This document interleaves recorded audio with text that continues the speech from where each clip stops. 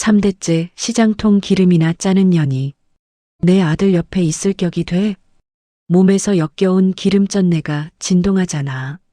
당장 이혼 도장 찍고 꺼져. 시어머니가 제 옷가지를 현관 밖으로 내동댕이 치며 악을 썼습니다. 그날 새벽 4시부터 일어나서 잔치 음식을 준비하던 며느리한테요. 남편의 검사 임용을 축하하려고 친정 방앗간에서 재료까지 공수해온 며느리한테 짐을 싸서 나가라는 겁니다. 솔직히 너무 열받아서 시댁 전체를 뒤집어 놓을 만한 저만 아는 이야기를 지금 당장 해버리고 싶지만 꾹 참고 기회를 엿보고 있어요. 제가 그 비밀을 언제 터뜨리는지, 얼마나 속 시원하게 복수하는지 한번 들어보시겠어요? 윤지아 씨의 사연 지금 바로 시작합니다. 새벽 4시부터 일어나 준비한 음식들이 식탁 위에 가지런히 놓여 있었습니다.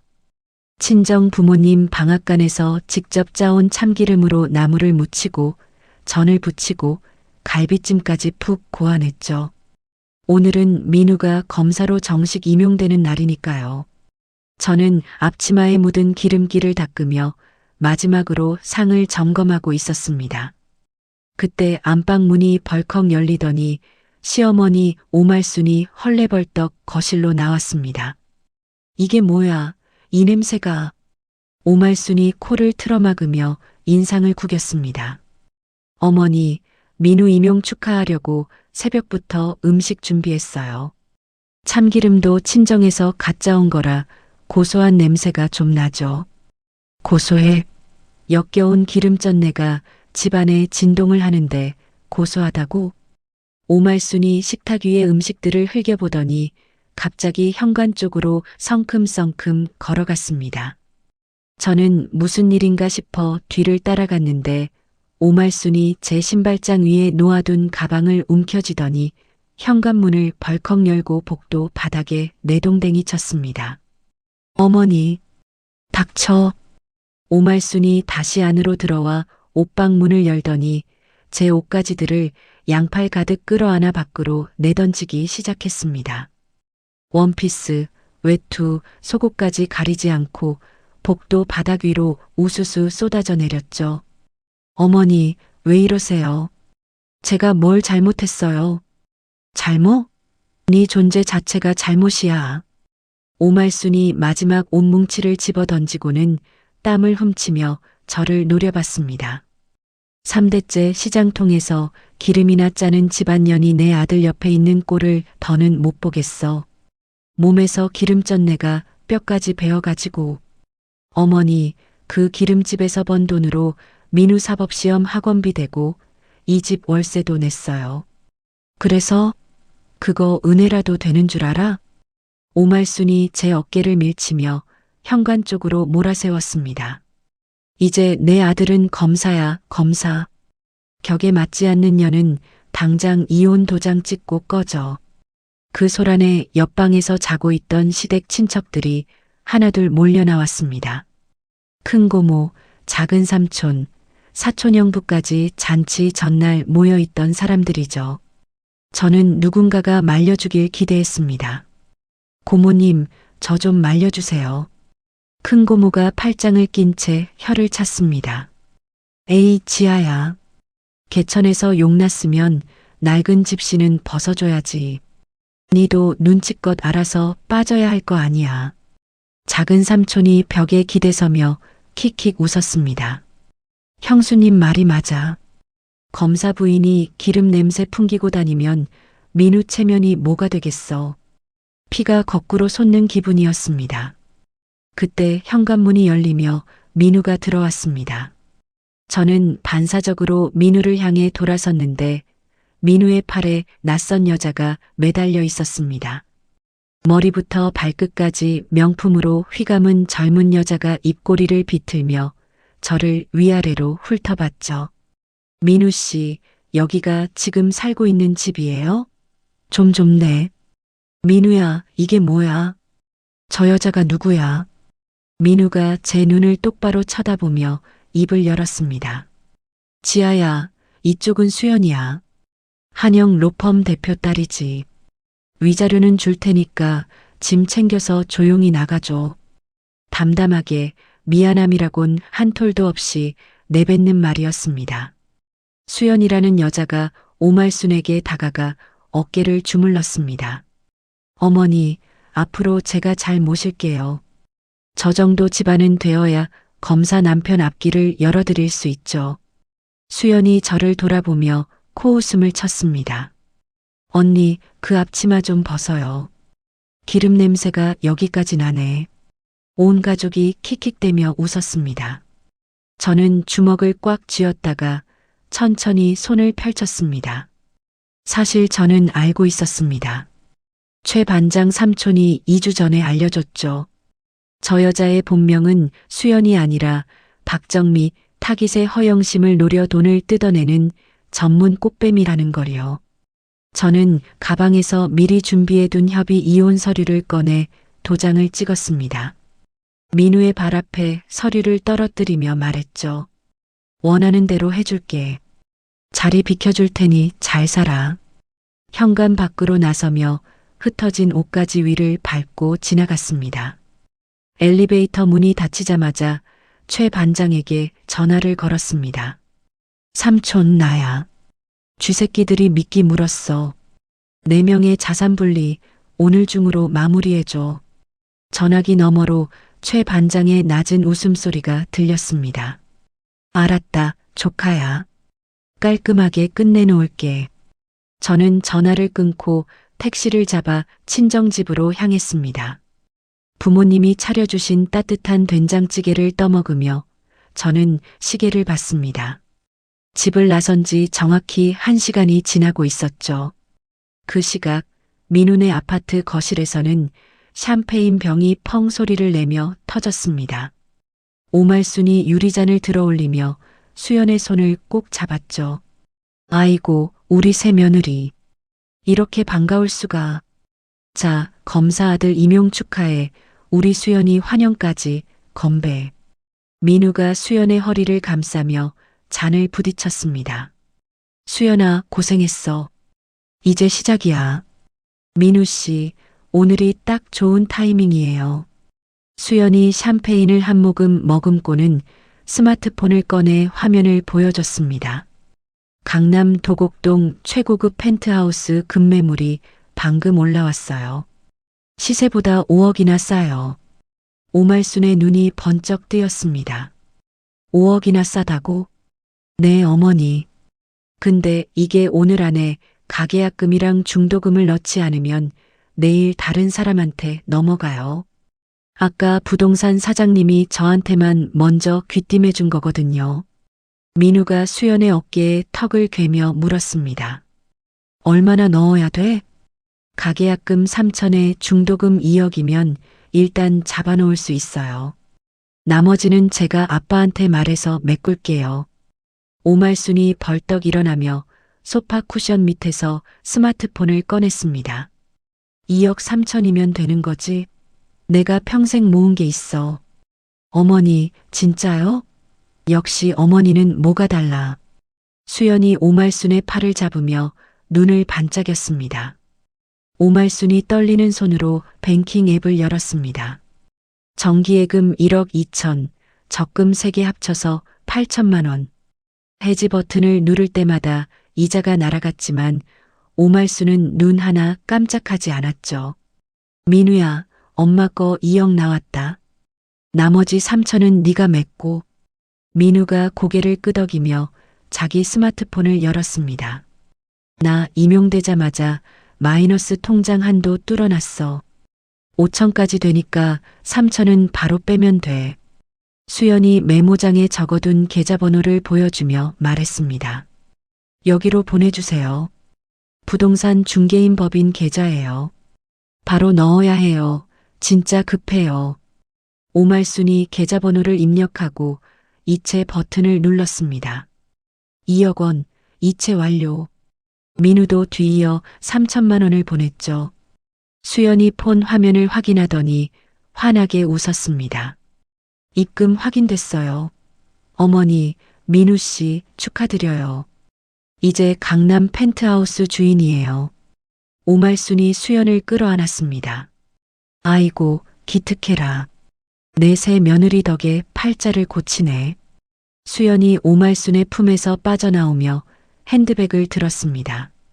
잠깐 부동산 사장님한테 전화 좀 하고 올게요. 주차장이 통화가 잘 터져서요. 그래, 갔다 와. 수연이 하이힐 소리를 또각또각 내며 현관문을 나섰습니다. 오말순과 민우는 남은 샴페인을 따르며 강남 펜트하우스의 인테리어를 이야기했죠. 30분이 지났습니다. 1시간이 지났습니다. 민우가 시계를 보며 수연에게 전화를 걸었습니다. 신호음 대신 기계음이 흘러나왔죠. 없는 번호입니다. 민우가 다시 걸었습니다. 같은 소리. 수연아, 왜 전화가 안 돼? 오말순이 소파에서 몸을 일으키며 불안한 표정을 지었습니다. 왜 그래, 민우야? 무슨 일 있어? 전화가 안 터지나 봐요. 잠깐만요. 민우가 현관으로 뛰어나가 주차장을 뒤졌습니다. 수연이 타고 온 흰색 외제차가 사라져 있었죠. 민우가 아파트 경비실로 달려갔습니다. 아까 흰색 외제차 나간 거 봤어요? 경비원이 고개를 끄덕였습니다. 1시간 전에 뒷문으로 빠졌는데요. 민우의 얼굴에서 핏기가 빠졌습니다. 손이 떨리는 채로 수연의 이름을 검색하고 차 번호를 조회하기 시작했죠. 30분 뒤 민우는 거실 바닥에 주저앉아 있었습니다. 엄마, 왜 그래, 민우야? 얼굴이 왜 그래? 그 차 렌탈이에요. 수연이가 입고 있던 옷도 렌탈 업체 거래 목록에 있어요. 한영 로펌에 전화해봤는데 대표 딸 중에 수연이란 사람은 없대요. 오말순의 다리가 풀렸습니다. 소파 팔걸이를 부여잡으며 나지막하게 물었죠. 그러면 2억은? 없는 번호예요. 계좌도 추적이 안 돼요. 내 평생 모은 돈이 2억이야. 오말순이 가슴을 쥐어뜯으며 비명을 질렀습니다. 손톱이 살을 파고들어도 아픈 줄 모르는 것 같았죠. 오말순이 갑자기 스마트폰을 움켜쥐고 제 번호를 눌렀습니다. 저는 친정집 안방에서 부모님이 깎아주신 사과를 베어 물고 있었습니다. 폰 화면에 시어머니 번호가 떴죠. 저는 스피커폰을 눌렀습니다. 지아야, 지아야. 수화기 너머로 오말순의 콧물 섞인 울음소리가 쏟아졌습니다. 내가 미쳤었어. 내가 미쳤었다고. 제발 네가 번 돈으로 변호사 사서 그년 잡아줘. 2억이야.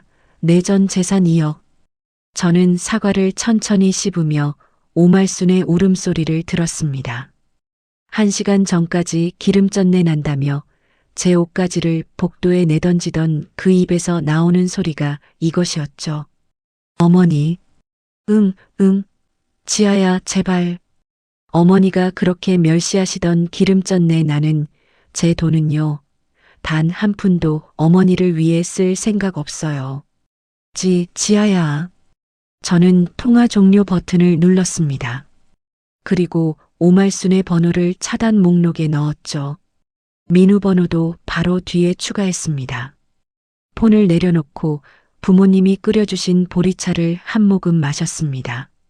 목구멍을 타고 내려가는 따뜻한 물이 참 편안했죠. 다음 날 아침 민우는 관할 경찰서 형사과 사무실 문을 벌컥 열어젖혔습니다.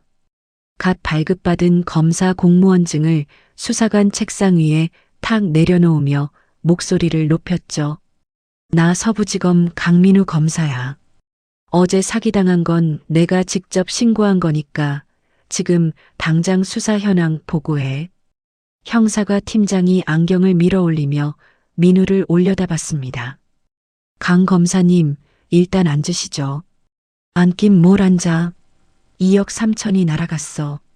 범인 위치 파악된 거 있으면 당장 내놔. 민우가 주먹으로 책상을 내려쳤습니다. 형사가 팀장이 자리에서 일어나 서류 한 뭉치를 집어들었습니다. 강 검사님, 그 사기범 박정미 말입니다. 검사님 것만 있는 게 아닙니다. 뭐? 박정미가 도주 전에 검사님 공무원증이랑 명함을 다른 피해자들한테 보여줬습니다. 이 사람이 내 뒷배라고요. 민우의 입이 벌어졌습니다. 그게 무슨 소리야? 형사과 팀장이 서류를 민우 앞에 펼쳤습니다. 피해자가 현재까지 6명 더 나왔고 피해 금액 합산 14억입니다. 전부 강 검사님이 보증을 섰다고 믿고 돈을 보낸 사람들이에요. 나는 보증 선 적 없어. 그년이 멋대로 한 거라고. 그건 수사를 해봐야 알 일이고 지금 상황이니까 검사님도 참고인이 아니라 피의자 쪽으로 분류될 수 있습니다.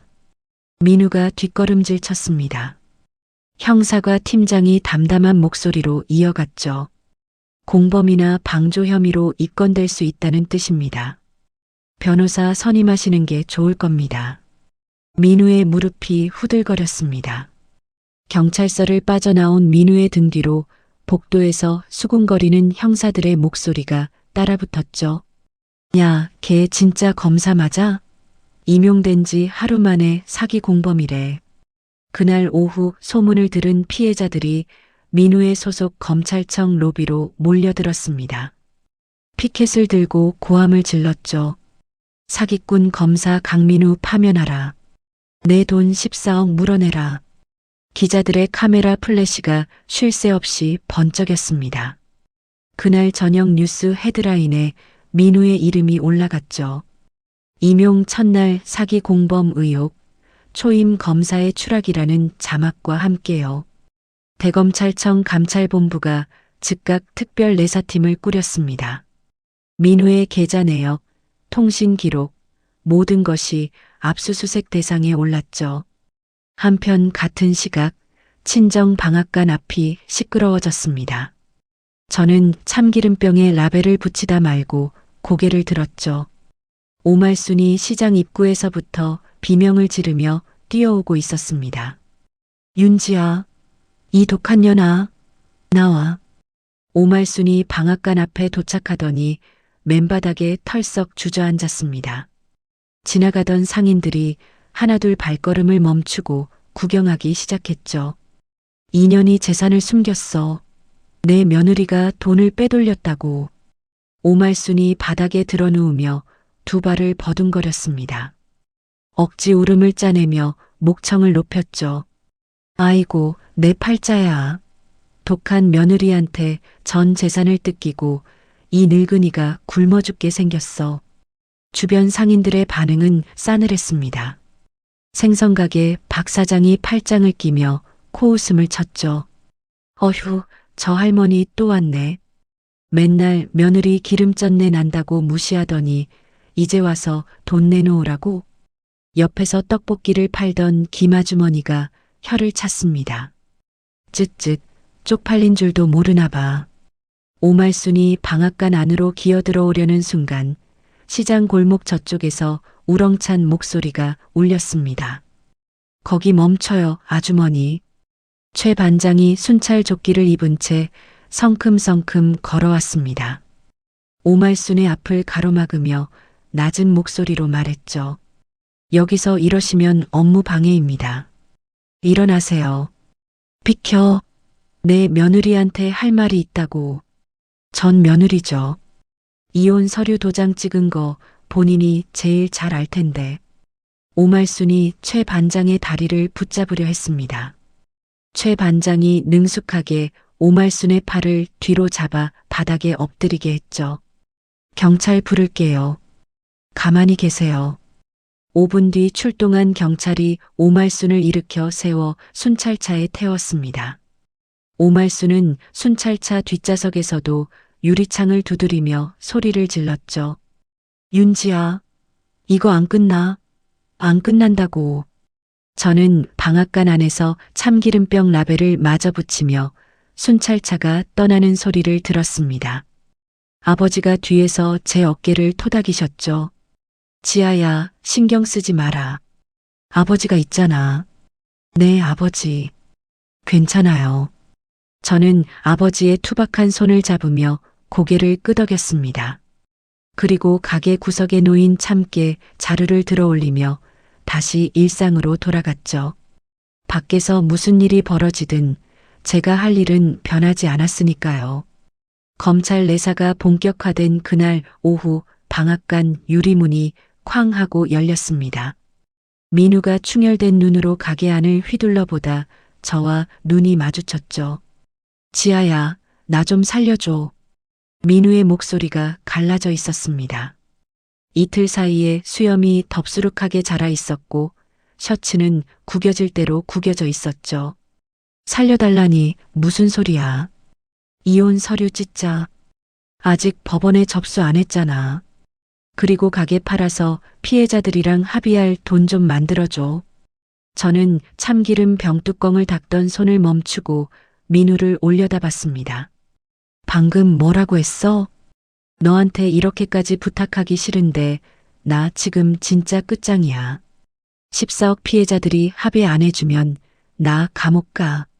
그래서 내 부모님 가게를 팔라고? 민우가 두 손으로 얼굴을 문질렀습니다. 아니, 그러니까 내가 나중에 다 갚을게. 검사 월급으로. 그 검사직이 아직 내 거라고 생각해? 민우의 눈이 흔들렸습니다. 저는 앞치마 주머니에서 접어둔 서류를 꺼내 민우의 가슴팍에 밀어 넣었죠. 오늘 오전에 법원에 접수했어. 이혼 소송이랑 위자료 청구. 민우가 서류를 펼쳐보더니 얼굴이 하얗게 질렸습니다. 지아야, 이러지 마. 제발. 나한테 부탁할 게 아니라 변호사한테 가. 민우의 턱이 딱딱하게 굳었습니다. 굽실거리던 눈빛이 순식간에 도끼로 바뀌었죠. 좋아, 그렇게 나오는 거지? 그러면 나도 생각이 있어. 민우가 스마트폰을 꺼내 화면을 제 눈앞에 들이밀었습니다. 맘카페에 방앗간 위생 상태 엉망이라고 글 올릴 거야. 국민신문고에도 구청 위생과에도 민원 넣을 거고 영업정지 먹으면 그때 후회해도 늦어. 협박이야, 지금? 협박이 아니라 경고지. 돈 안 내놓으면 이 가게 문 영원히 못 열어. 저는 민우의 얼굴을 가만히 들여다봤습니다. 한때 제가 새벽마다 도시락을 싸주던 사람의 얼굴이 맞나 싶을 정도로 일그러져 있었죠. 저는 고개를 돌려 벽에 걸린 액자를 가리켰습니다. 저거 보여? 민우의 시선이 액자로 향했습니다. 식약처 위생인증서 최고 등급 마크가 선명하게 박혀 있었죠. 한 달 전에 받았어. 세무장부도 10년치 다 정리되어 있고 민원 넣고 싶으면 마음대로 해. 민우의 입술이 파르르 떨렸습니다. 그래, 두고 보자. 민우가 몸을 돌려 가게를 나갔습니다. 저는 민우의 뒷모습을 보며 속으로 시간을 셌죠. 3일이면 민원이 들어올 거라고 예상했는데 민우는 그날 밤 바로 구청에 민원을 넣었습니다. 이틀 뒤 위생 단속반 2명이 방앗간을 찾아왔습니다. 안녕하세요. 구청 위생과입니다. 민원이 접수되어서 점검 나왔습니다. 저는 미리 준비해둔 서류 파일을 열어 보여줬습니다. 식약처 인증서, 원재료 입고, 장부, 유통기한 관리표, 세무신고서까지. 단속반 직원이 서류를 넘기다 말고 민원서를 다시 들여다봤죠. 이 정도면 문제될 게 하나도 없는데요. 민원 내용이랑 전혀 안 맞네. 수고하셨습니다. 더 보실 거 있으세요? 아닙니다. 철수하겠습니다. 단속반이 돌아간 그날 저녁 민우가 다시 나타났습니다. 이번에는 술 냄새를 풍기며 비틀거리는 걸음이었죠. 가게 문을 발로 걷어차며 들어왔습니다. 야, 윤지야. 끝까지 이렇게 할 거야. 민우가 진열대 위에 참기름 병을 팔로 쓸어버렸습니다. 유리병이 바닥에 떨어져 깨지며 기름이 사방으로 튀었죠. 미쳤어. 민우가 제 멱살을 잡으려 달려드는 순간 뒤에서 굵은 팔뚝이 민우의 목덜미를 움켜쥐었습니다. 최 반장이 민우의 몸을 들어 올리다시피 하며 바닥에 내리꽂았죠. 꼼짝 마, 이 친구야. 민우가 바닥에 엎드린 채 버둥거렸지만 최 반장의 무릎이 등을 짓누르고 있었습니다. 삼촌, 고마워요. 녹화 다 되고 있지? 최 반장이 가게 천장 모서리를 턱으로 가리켰습니다. 고화질 카메라의 빨간 불빛이 깜빡이고 있었죠. 가게 곳곳에 설치된 카메라 사대가 민우의 난동을 처음부터 끝까지 담고 있었습니다. 저는 바닥에 눌린 민우의 얼굴 앞에 쪼그려 앉았습니다. 민우야, 하나 더 알려줄까? 뭐야? 네가 그 꽃뱀한테 검사 신분증 빌려준 거 차량 블랙박스에 다 찍혀 있어. 네가 직접 건네주는 장면까지. 민우의 몸이 돌처럼 굳었습니다. 그걸 어떻게 해? 한 달 전에 내 차에서 복사해뒀지. 최 반장 삼촌이. 민우의 떨림이 바닥 타일로 전해져 올 정도였습니다. 이를 딱딱 부딪히며 고개를 비틀어 저를 올려다봤죠. 지아야, 제발. 그것만은 안 돼. 한 번만 봐줘. 내가 무릎 꿇을게. 저는 자리에서 일어나 스마트폰을 꺼내 112를 눌렀습니다. 여보세요. 시장 3번 골목 방앗간이요. 기물 파손하고 폭행 시도한 사람 좀 데려가 주세요. 10분 뒤 경찰 2명이 민우의 양팔을 잡아 일으켰습니다. 민우가 끌려나가며 뒤를 돌아봤죠. 지아야. 저는 대답하지 않았습니다. 대신 최 반장을 돌아보며 말했죠. 삼촌, 블랙박스 영상이랑 오늘 녹화본, 민원 협박 녹음까지 다 합쳐서 대검찰청 감찰본부로 보내줘요. 최 반장이 순찰 조끼 주머니에서 USB를 꺼내 흔들어 보였습니다. 벌써 복사해뒀지. 내일 아침 첫 번째로 접수시킬게. 저는 바닥에 깨진 유리 조각을 빗자루로 쓸어 담으며 기름 냄새를 맡았습니다. 고소한 참기름 냄새가 가게 안에 가득 퍼져 있었죠. 다음 날 아침 민우는 넥타이를 고쳐 매며 소속직업 로비로 들어섰습니다. 아무 일도 없었다는 듯 어깨를 펴고 걸었지만 로비 중앙에 검은 정장 차림의 남자 4명이 일렬로 서 있었죠. 강민우 검사님 맞으시죠? 감찰팀장이 앞으로 한 걸음 나서며 서류를 펼쳤습니다. 사기 방조 및 공무원 품위 유지 위반 혐의로 체포영장이 발부되었습니다. 동행해 주십시오. 민우의 서류 가방이 바닥에 떨어졌습니다. 뭐라고요? 이건 조작이에요. 저는 피해자라니까요.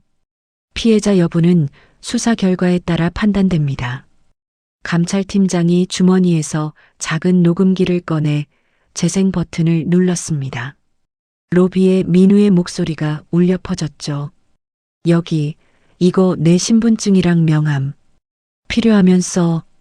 사람들이 검사가 뒤에 있다고 하면 돈 잘 모이잖아. 민우의 얼굴이 잿빛으로 변했습니다. 블랙박스에 찍힌 자기 목소리를 부정할 수가 없었죠. 복도 양쪽에서 동료 검사들이 고개를 내밀어 구경하고 있었고 로비 입구에는 어제부터 진을 치고 있던 기자들의 카메라가 일제히 플래시를 터뜨렸습니다. 강 검사, 사기꾼과 공모한 거 맞습니까? 피해자들한테 할 말 없습니까? 민우가 얼굴을 가리려 했지만 감찰팀원 2명이 양쪽 팔을 잡아내렸습니다. 차가운 수갑이 양 손목에 채워졌죠. 철컥 소리가 로비 대리석 바닥에 메아리 쳤습니다. 이러시면 안 됩니다. 저는 검사예요. 검사라고. 민우가 발버둥을 쳤지만 감찰팀원들의 손은 꿈쩍도 하지 않았습니다. 수갑찬 양손을 앞에 모은 채 카메라 세례를 받으며 로비를 가로질러 끌려나갔죠. 동료 검사들이 고개를 돌리며 눈을 피했습니다. 단 한 명도 민우를 위해 나서지 않았죠. 그날 저녁 뉴스는 민우의 연행 장면으로 도배되었습니다. 저는 방앗간 구석 작은 텔레비전으로 그 장면을 봤죠. 수갑 찬 채 고개를 숙인 민우의 모습 위로 자막이 흘렀습니다. 임용 3일 만에 체포, 초임 검사의 몰락. 뉴스를 끄고 참깨를 볶는데 최 반장이 믹스커피를 들고 들어왔습니다. 조카야, 뉴스 봤지? 네, 봤어요. 시원하냐? 저는 볶음기 손잡이를 돌리며 고개를 끄덕였습니다. 아직 안 끝났지만요. 최 반장이 커피를 후후 불며 웃었습니다. 그래, 천천히 하자. 그로부터 이틀 뒤 오말순이 살고 있던 아파트에 낯선 남자들이 몰려들었습니다. 사채업자가 보낸 용역 3명이 현관 비밀번호를 누르고 안으로 들어갔죠. 오말순 씨 대출 이자 3개월 연체입니다. 오늘 강제 집행 나왔어요. 오말순이 거실에서 비틀거리며 나왔습니다. 며칠째 제대로 먹지 못한 얼굴이 쭈글쭈글하게 말라 있었죠. 잠깐만요. 돈을 구할 데가 있어요. 며칠만 더. 그 말을 3번째 듣고 있습니다. 용역들이 거실을 돌아다니며 가구와 가전제품에 붉은색 딱지를 붙이기 시작했습니다. 텔레비전, 냉장고, 소파, 오말순이 자랑하던 대리석 식탁까지. 오말순이 냉장고를 끌어안으며 울부짖었죠. 이것만은 안 돼. 이건 내 거야. 채권자 소유입니다. 이제 짐 싸세요. 내일까지 비워야 합니다. 용역들이 오말순의 팔을 떼어내고 현관으로 짐을 나르기 시작했습니다. 옷가지와 이불이 복도 바닥에 쌓여갔죠.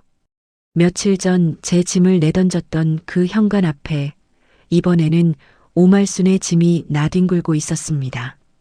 오말순은 짐 더미 위에 주저앉아 머리카락을 쥐어뜯으며 통곡했습니다. 아이고, 내 팔자야. 그날 밤 오말순은 큰 고모 집 초인종을 눌렀습니다. 언니 나야. 며칠만 재워줘. 갈 데가 없어. 현관 너머로 큰 고모의 목소리가 들렸죠. 말순아, 미안한데 우리도 형편이 어려워. 다른 데 알아봐. 문이 열리지 않았습니다. 작은 삼촌 집도 사촌 형부 집도 마찬가지였죠. 초인종을 누르면 불이 꺼지고 전화를 걸면 신호만 울렸습니다. 제발 하룻밤만 재워달라고. 오말순이 작은 삼촌 집 앞에서 문을 두드리며 울었지만 안에서는 아무런 대답도 없었습니다. 새벽찬 공기가 얇은 카디건 사이로 파고들었죠. 오말순은 결국 아파트 단지 놀이터 벤치에 몸을 웅크렸습니다. 떨리는 손으로 얇은 옷깃을 여미며 이를 딱딱 부딪히는 소리만 어둠 속에 울렸죠. 저는 그 소식을 다음 날 최 반장에게 전해 들었습니다.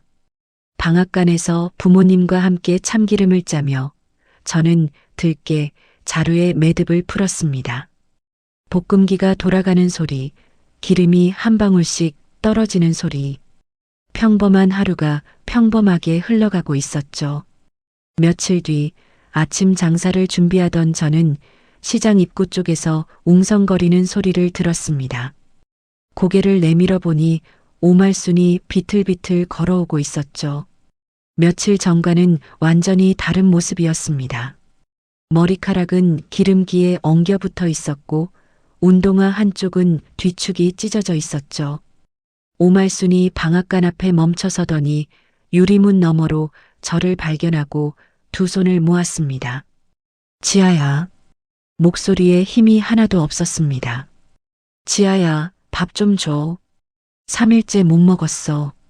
저는 유리문 안쪽에서 오말순을 내려다봤습니다.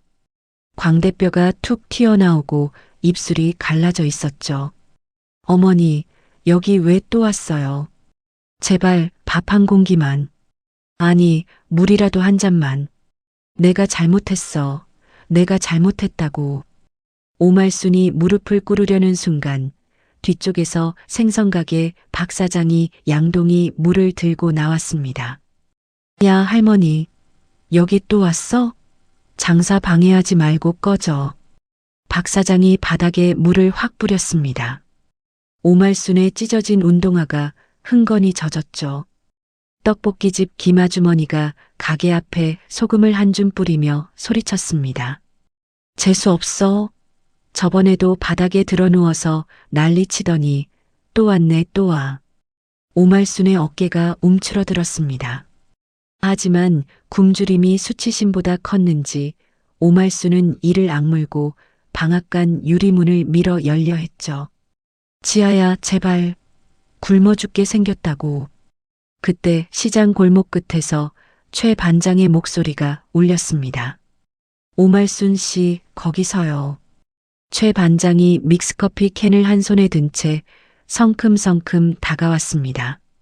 오말순의 손목을 가볍게 잡아 유리문에서 떼어놓으며 벽 쪽으로 밀었죠. 또 이러시면 안 된다고 했잖아요. 나는 밥만 좀 얻으려고 밥만.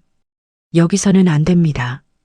최 반장이 오말순을 벽에 기대 세우고 저를 돌아봤습니다. 조카야, 그거 가져와. 저는 카운터 서랍에서 서류 한 장을 꺼냈습니다. 따뜻한 믹스커피를 한 모금 마시고 가게 밖으로 나갔죠. 오말순의 얼굴 앞에 서류를 펼쳐 보였습니다. 어머니, 이거 보여요? 오말순이 초점 없는 눈으로 종이를 들여다봤습니다. 뭐야 이게. 어제 법원에서 발부받은 접근금지 명령이에요.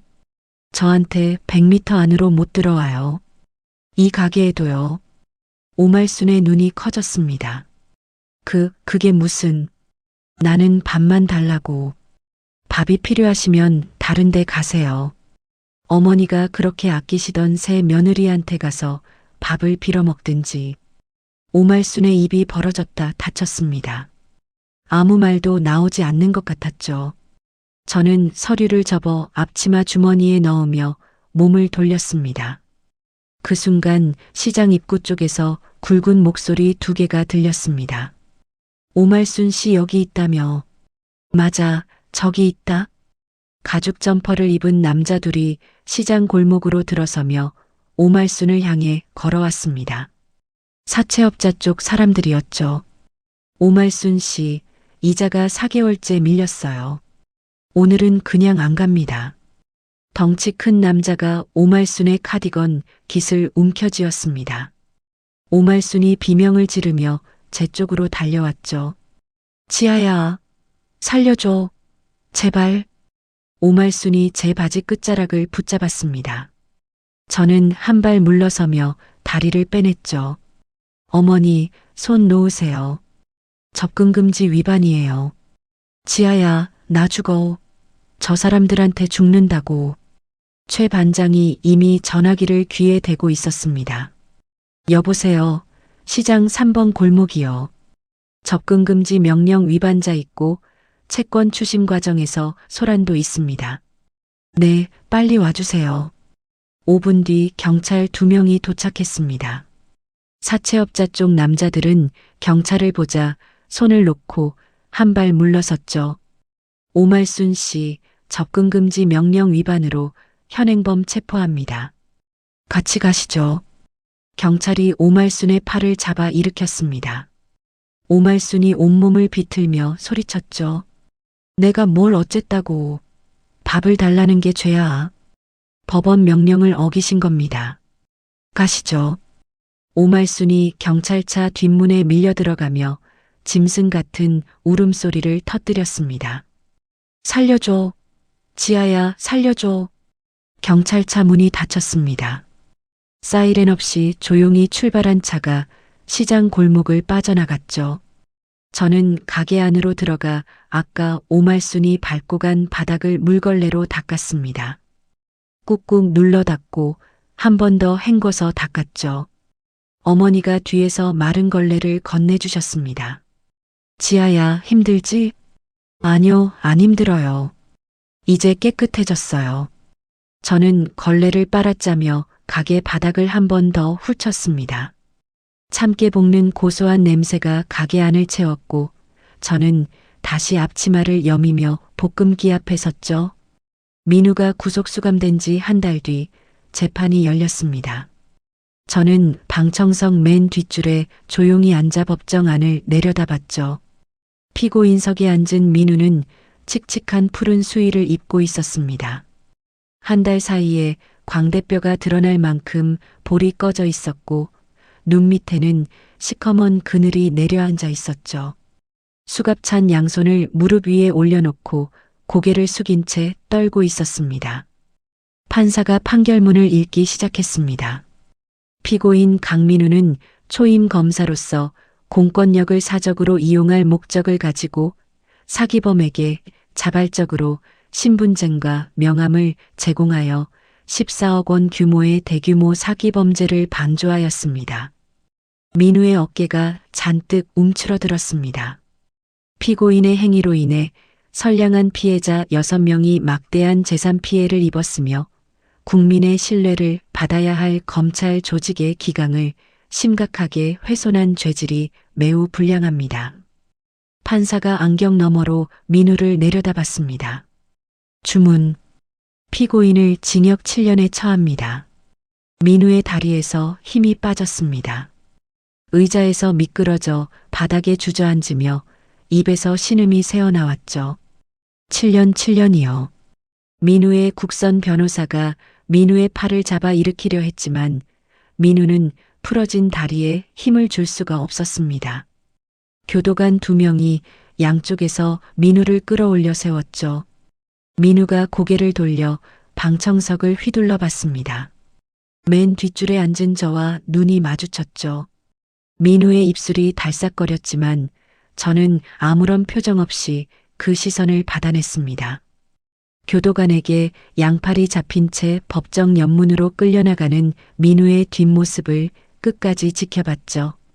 형사 재판이 끝난 직후 같은 법원 다른 법정에서 가사 재판이 열렸습니다. 유책 배우자를 상대로 한 이혼 및 위자료 청구 소송. 민우 측에서는 아무도 출석하지 않았죠. 판사가 짧게 판결문을 읽었습니다. 원고의 청구를 전부 인용합니다. 저는 법정을 나서며 변호사에게 물었습니다. 위자료 집행은 언제 가능해요? 상대방 재산이 거의 없어서 시간이 걸릴 수 있지만 남아있는 거 하나하나 다 찾아서 회수해드리겠습니다. 부탁드려요. 한 푼도 남기지 마세요. 법원 계단을 내려오며 저는 깊게 숨을 들이마셨습니다.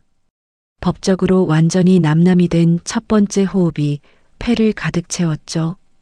그로부터 2달이 지났습니다. 오말수는 파산 선고를 받았다는 소식이 들려왔죠. 모든 재산을 잃고 경제적 권리마저 박탈당한 채 무료 급식소와 노숙인 센터를 전전하고 있다고 했습니다. 어느 겨울 아침 제가 거래처에 참기름을 배달하고 돌아오는 길이었습니다. 신호에 걸려 차를 멈췄는데 블랙박스 화면에 낯익은 뒷모습이 스쳐 지나갔죠. 낡은 패딩을 주워 입은 오말순이 폐지가 가득 실린 리어카를 끌고 있었습니다. 빙판길 위에서 미끄러질 듯 발을 질질 끌며 힘겹게 나아가고 있었죠. 신호가 바뀌었고 저는 악셀을 밟았습니다. 며칠 뒤 최 반장이 방앗간에 들러 믹스커피를 타며 말했습니다. 조카야, 그 꽃뱀 잡았다더라. 진짜요? 부산항에서 밀항하려다 덜미 잡혔어. 내가 경찰 쪽에 제보 넣어놨던 게 먹혔지. 최 반장이 커피를 호호 불며 웃었습니다. 걔도 이제 수에 입겠네. 저는 참기름 병에 라벨을 붙이며 고개를 끄덕였습니다. 다 끝난 거죠, 삼촌? 그래, 다 끝났어. 저는 완성된 참기름 병을 진열대에 올려놓았습니다. 그날 저녁 시장 단골 국밥집에서 부모님과 최 반장 삼촌이 마주 앉았죠. 아버지가 소주병을 따며 말씀하셨습니다. 자, 오늘은 우리 지아 고생 끝난 거 축하하자. 4개의 소주잔이 경쾌하게 부딪혔습니다. 국밥 김이 모락모락 피어오르는 허름한 식당 안에서 저는 오랜만에 마음 편히 웃었죠. 소주가 목을 타고 내려가는 맛이 참 개운했습니다. 그로부터 6개월이 흘렀습니다.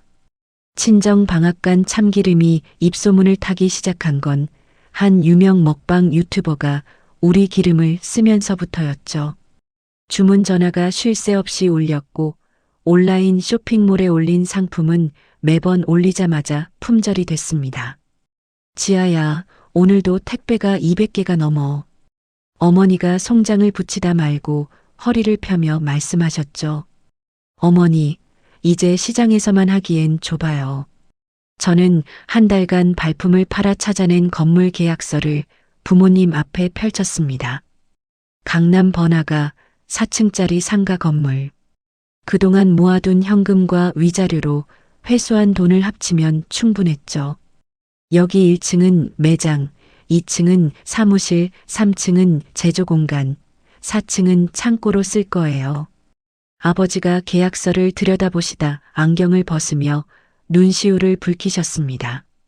우리 지아가 이런 걸 다 하네. 아버지 어머니가 30년 넘게 지켜온 참기름이잖아요. 저는 그걸 좀 더 넓은 데서 파는 것뿐이에요. 계약서에 도장을 찍은 날 저는 시장 골목을 천천히 걸어 나왔습니다. 3대째 기름을 짜온 이 좁은 골목이 저를 여기까지 데려다 준 거죠. 한 달 뒤 새 건물 1층 매장에 간판이 올라갔습니다. 세련된 인테리어에 참기름, 들기름, 각종 견과류 제품이 진열된 플래그십 스토어였죠. 2층에는 제 이름을 건 식품회사 사무실이 자리 잡았습니다. 오픈식 날 아침 건물 앞에 대형 화환들이 줄지어 도착했습니다. 최 반장이 가장 먼저 왔죠. 믹스커피 대신 오늘은 양복을 차려입고 왔습니다. 조카야, 멋지다 멋져. 최 반장이 건물을 올려다보며 입꼬리를 올렸습니다. 삼촌, 양복 입으니까 딴 사람 같아요. 야, 조카 오픈식인데 순찰 조끼 입고 오면 되겠어? 시장 상인들도 하나둘 도착했습니다. 생선가게 박 사장, 떡볶이집 김 아주머니, 철물점 이 사장까지. 다들 투박한 손으로 화분을 들고 와서 매장 앞에 놓아줬죠. 어머니가 앞치마를 벗고 오늘을 위해 새로 사신 외출복을 입고 오셨습니다. 아버지도 낡은 작업복 대신 깔끔한 남방을 차려입으셨죠. 우리 딸 참 장하다. 어머니가 매장 안을 둘러보시다 눈물을 글썽이셨습니다. 아버지가 어머니 어깨를 감싸며 고개를 끄덕이셨죠. 저는 매장 뒤편 탈의실에서 낡은 앞치마를 꺼냈습니다. 기름때가 배어 누렇게 변색된 앞치마. 민우를 뒷바라지하던 수년간 매일 두르고 있던 것이죠. 저는 그 앞치마를 쓰레기통에 넣고 뚜껑을 닫았습니다. 대신 옷걸이에 걸어둔 맞춤 정장을 입었습니다. 어깨선이 딱 맞았고 거울 속에 제가 낯설면서도 당당했죠. 오픈식이 끝나고 기자 2명이 인터뷰를 요청했습니다. 시장 기름집에서 시작해 연 매출 수십억 식품 기업까지 비결이 뭔가요? 특별한 비결은 없어요. 부모님이 30년 넘게 지켜온 정직한 맛을 그대로 가져온 것뿐이에요. 기사가 나간 뒤 경제지 2곳에서 추가 취재 요청이 들어왔습니다. 표지 촬영까지 하게 됐죠. 카메라 앞에서 저는 참기름 병을 들고 웃었습니다. 기름전내 난다고 멸시당하던 그 기름이 이제는 제 얼굴 옆에서 잡지 표지를 장식하고 있었죠. 퇴근길 차 안에서 라디오를 켰습니다. 뉴스 단신이 흘러나왔죠. 교도소 내 폭행 사건으로 수감 중이던 전직 검사 강모 씨의 형기가 추가 연장되었습니다. 저는 핸들을 잡은 채 입꼬리가 올라가는 걸 느꼈습니다. 라디오 볼륨을 줄이고 창밖을 봤죠. 강남 한복판으로 석양빛이 쏟아지고 있었습니다. 건물 최고층 사무실에 도착해 창가에 섰습니다. 아래로 도시의 불빛들이 하나둘 켜지기 시작했죠. 저는 눈을 감고 깊게 숨을 들이마셨습니다. 천천히 내쉬는 숨이 참 가벼웠죠.